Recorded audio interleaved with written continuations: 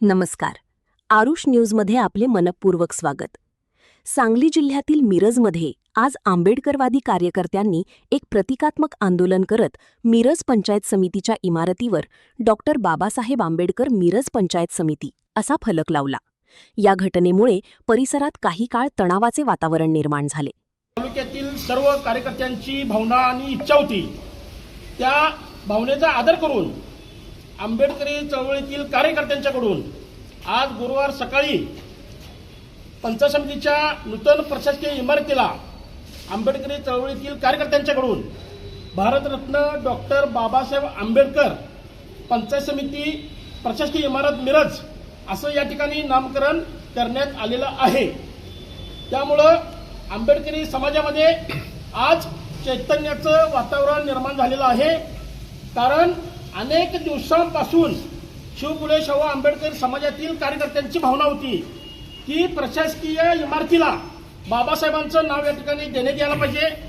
पण इथलं जे काय प्रशासन आहे, तालुका प्रशासन असेल, जिल्हा प्रशासन असेल, जर समाजाकडून मागणी झाली किंवा कार्यकर्त्यांच्याकडून मागणी झाली तर त्या मागणीचा बेदखल करणारं प्रशासन आज आहे. त्यामुळं आमचा प्रशासनावर विश्वास नाही. त्यामुळं आम्ही प्रशासनाला कोणत्याही प्रकारची मागणी न करता आज कार्यकर्त्यांच्याकडून बाबासाहेबांचं नाव या इमारतीला देण्यात आलेलं आहे.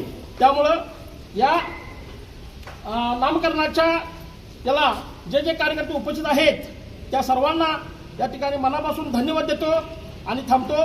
जय भीम, जय शिवराय, जय संविधान, जय मल्हार. मिळालेल्या माहितीनुसार कार्यकर्त्यांनी पंचायत समितीच्या मुख्य प्रवेशद्वारावर फलक लावत प्रशासनाचे लक्ष आपल्या मागणीकडे वेधण्याचा प्रयत्न केला. यावेळी संविधानाच्या मूल्यांचा जयघोष करण्यात आला आणि पंचायत समितीचे नामकरण भारतरत्न डॉक्टर बाबासाहेब आंबेडकर यांच्या नावाने करण्याची मागणी पुन्हा एकदा ठामपणे मांडण्यात आली. घटनेची माहिती मिळताच पोलिसांनी तातडीने घटनास्थळी धाव घेतली आणि संपूर्ण परिसरात कडेकोट बंदोबस्त तैनात करण्यात आला. कोणताही अनुचित प्रकार घडू नये यासाठी पोलिसांनी आंदोलकांशी चर्चा करत परिस्थिती शांततेत नियंत्रणात ठेवली. आंदोलनकर्त्यांचे म्हणणे आहे की भारतीय राज्यघटनेचे शिल्पकार आणि समाजाच्या उन्नतीसाठी आयुष्यभर कार्य करणारे भारतरत्न डॉक्टर बाबासाहेब आंबेडकर यांच्या नावाने मिरज पंचायत समितीचे नामकरण व्हावे. यासाठी यापूर्वीही अनेक वेळा निवेदने देण्यात आली आहेत. मात्र प्रशासनाकडून अद्याप कोणताही ठोस निर्णय घेण्यात आलेला नसल्याची खंत त्यांनी व्यक्त केली. या प्रतिकात्मक आंदोलनानंतर आता प्रशासन या मागणीवर कोणती भूमिका घेणार आणि नामकरणाबाबत पुढे काय निर्णय होणार याकडे संपूर्ण जिल्ह्याचे लक्ष लागले आहे. अशाच विश्वासार्ह आणि वेगवान बातम्यांसाठी आरुष न्यूजला सबस्क्राईब करा, व्हिडिओला लाईक करा आणि आपल्या मित्रांपर्यंत ही बातमी शेअर करायला विसरू नका.